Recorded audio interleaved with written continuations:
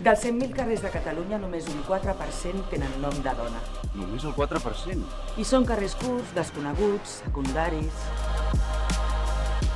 A més, hi ha absències incomprensibles. Per què no té cap carrer la reina més poderosa de la nostra història medieval? O la mare de la nació catalana? O la primera alcaldessa de Catalunya? O la primera directora de cinema de l'estat espanyol? O la dona més popular de la Rambla? La Monyos no té ni un carrer.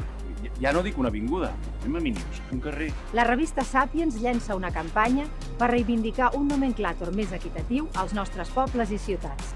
Entreu a sapiens.cat i sumeu-vos a la campanya proposant noms de dones que haurien de tenir un carrer. O una plaça, una avinguda, uns jardinets, una illa de cases o un passatge. Perquè elles s'ho mereixen.